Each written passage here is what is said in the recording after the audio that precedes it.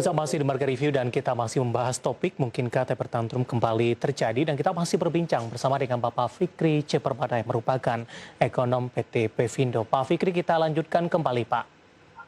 Pak Fikri, dengan mengemukannya kembali peluang terjadinya taper tantrum seperti yang terjadi di 2013 yang lalu. Tadi sudah Anda katakan peluangnya ada tapi cukup kecil. Kondisinya berbeda dibandingkan dengan 2013 yang lalu. Kita dinilai lebih kuat, kita dinilai lebih tangguh dan pihak-pihak terkait dan regulator juga sudah melakukan atau akan mengambil beberapa langkah strategi. Tapi paling tidak mengemukannya taper tantrum ini membuat kekhawatiran dari para pelaku pasar tidak Pak? Atau memang ini memang harus disuarakan supaya lebih waspada ke depannya? Dua-duanya bisa menjadi perhatian sih. Kalau sudah terjadi ya sepertinya investor sudah, terutama investor global sudah mulai takut ya. Ya makanya nggak heran juga pada saat dari awal tahun yield dari US Treasury-nya langsung naik dari hanya 0,8 sekarang 1,6. Begitupun dengan yield Sun kita juga langsung naik, overshoot dari 5,8 sekarang 6,8. Tapi untungnya ketakutan tersebut juga diminimalisir dengan konsistensi kebijakan yang dilakukan oleh Bank Indonesia ataupun dari fiskal. Nah, hal ini juga harusnya dilihat oleh investor domestik dengan cara berjaga-jaga, dan hal ini juga sudah terlihat sebenarnya. Bagaimana investor domestik pada saat ini menjaga likuiditas mereka, dan salah satu hal yang saya lihat adalah mereka menjaga untuk masuk ke pasar primer dari Sun.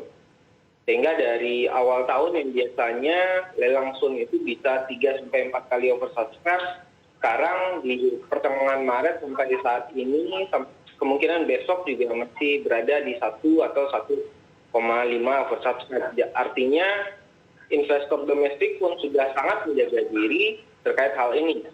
Di samping juga ada beberapa hal lain yang harusnya juga diperhatikan. Likuiditas di dalam negeri masih akan menjadi perhatian utama. Di samping itu juga kita lihat ada beberapa kebijakan dalam negeri yang juga akan menahan kemungkinan resiko-resiko tersebut, termasuk dari PPKM, hambatan terhadap mudik, dan juga hal-hal lain, termasuk juga mungkin yang perlu diperhatikan adalah bagaimana pemulihan ekonomi di level bawah. Dan mumpung sekarang harga komoditas lagi baik, akan lebih baik jika pemerintah juga mengatur hal tersebut. Mengatur dalam artian menjaga harga komoditas terjaga di level bawah, sehingga daya beli masyarakat di level bawah juga bisa lebih baik. Nah, daya beli masyarakat di level bawah yang lebih baik saya harapkan juga akan memberikan kepercayaan bagi para investor domestik akan pulihnya sektor real.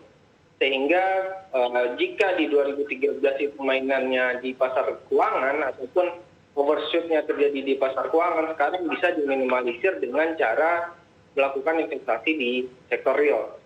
Sehingga yang harusnya kita terjadi sudden reversal di pasar keuangan tidak terjadi karena adanya investor domestik yang bisa menjadi penjaga atau absorber dari sudden reversal yang terjadi di pasar keuangan. Begitupun juga mereka juga bisa mendorong pasar domestik sehingga juga pasar keuangan dan pasar real bisa terjaga dua-duanya, sehingga tidak ada lagi pembalikan modal ataupun mungkin ketidaksinkronan antara pasar domestik dan pasar real. Itu sih yang harus menjadi perhatian nantinya. Baik, tadi pun sempat Anda singgung dari sisi Sun, tampaknya investor lebih menahan diri. Terkait dengan kondisi ini, Pak Fikri, apakah ini akan mempengaruhi prospek Sun di 2021 ini, Pak? Ya, pastinya. Tapi saya lihat sih hal ini mungkin, atau perilaku wait and see ini mungkin hanya akan terjadi dalam 1-2 bulan ke depan. Dan hal ini mungkin akan terlihat pada saat nanti sekarang sampai mungkin pada saat Ramadan dan Lebaran. Hal ini juga seiring dengan pasar real kita juga masih dalam fase konsolidasi. Walaupun dari leading indikator mungkin hal-hal positif sudah mulai terlihat ya. Seperti misalnya jumlah penjualan mobil dan Gaikindo sekarang udah 160%. Sehingga harusnya pendapatan negara juga lebih baik. Pendapatan negara lebih baik ya harusnya juga daya bayar negara terhadap pun juga lebih baik. Dan kita lihat dari struktur utang yang jatuh tempo, 2021 ini kita jauh lebih baik dibanding 2013 lalu. Atau secara tingkat surat utang dibanding GDP jauh lebih baik. Sehingga ketakutan adanya pembalikan modal dari asing itu harusnya bisa diminimalisir dari adanya struktur utang kita yang terjaga pada saat ini. Nah itu sih yang paling menjadi perhatian. Tapi ya bagaimana cara otoritas fiskal terutama untuk menjelaskan tersebut kepada masyarakat ataupun kepada investor yang akan menjadi perhatian nantinya. Dan untungnya pada saat ini kan overshoot-nya tidak terlalu tinggi ya. Kalau dulu kan kita dari 5,5 sampai ke 8,8% untuk yield 10 tahun. Sekarang kan hanya dari 5,8 sampai ke 6,8. Jadi ini sudah cukup baik sebenarnya. Tinggal bagaimana kita konsisten untuk menjaga hal tersebut ke depan. Baik, sudah di level yang ideal Pak untuk posisinya? Tidak sebenarnya. Masih under value saya lihat ya.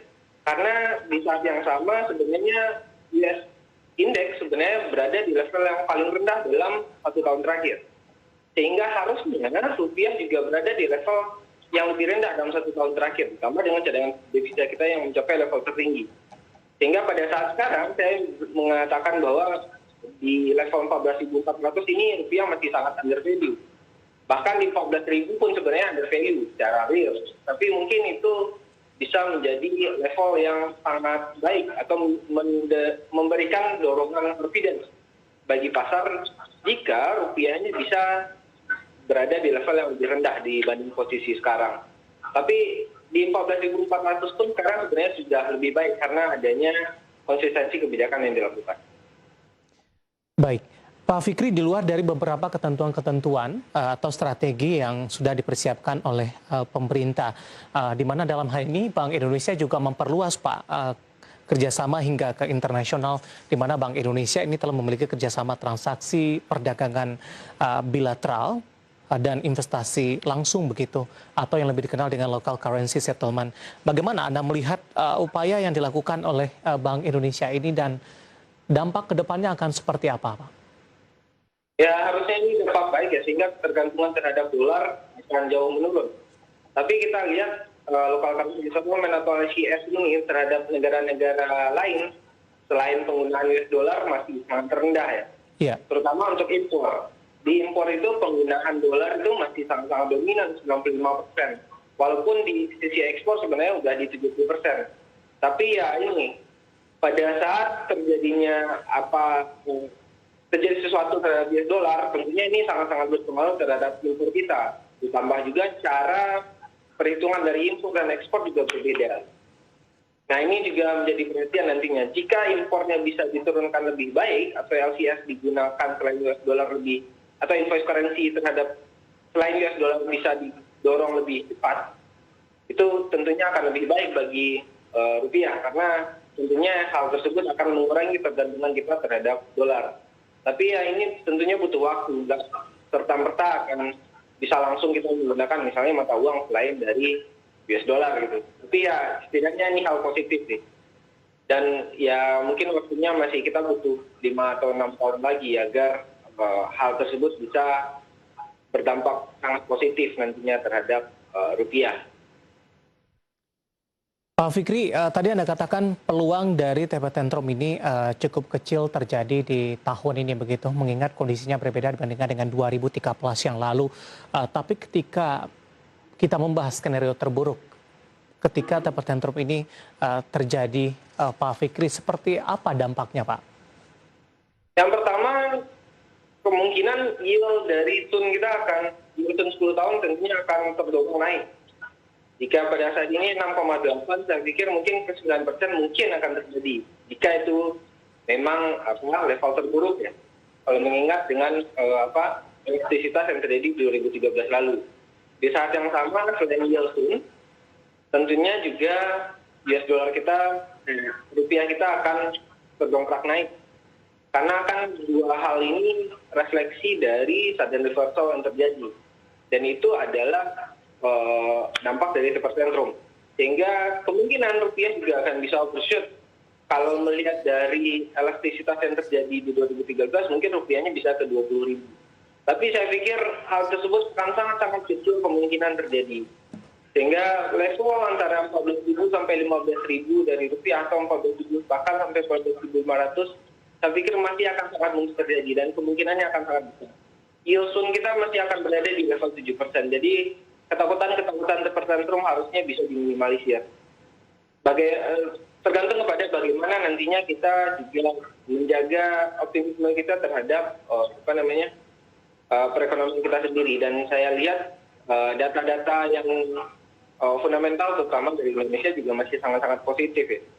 Likuiditas kita masih terjaga baik di perbankan, di pasar uang ataupun di pasar saham, semuanya masih positif. Daya beli mungkin masih tertahan karena ada beberapa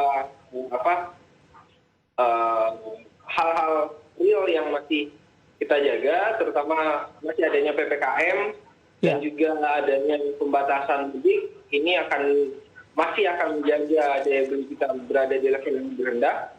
Tapi dengan adanya beberapa kebijakan lain seperti reformasi struktural yang didorong oleh Undang-Undang Cipta Kerja, ditambah juga dengan sudah mulai berlakunya SWF atau INA.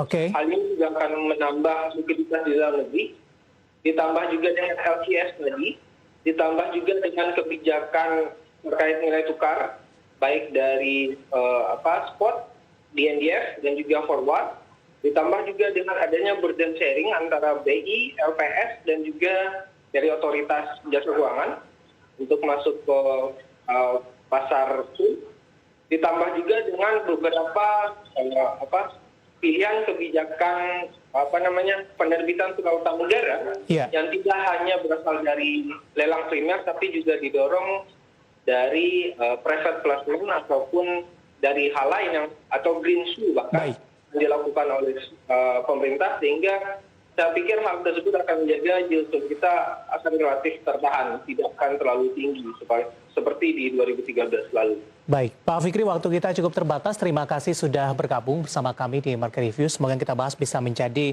referensi dan taper tantrum tidak terjadi di 2021 dan tentu saja sama-sama kita harapkan dan tampaknya kesiapan dari pemerintah dan pihak terkait juga jauh lebih kuat dan lebih tangguh tampaknya dibandingkan dengan 2013 yang lalu. Terima kasih Pak Fikri, sehat selalu Pak. Sampai bertemu kembali Pak Fikri.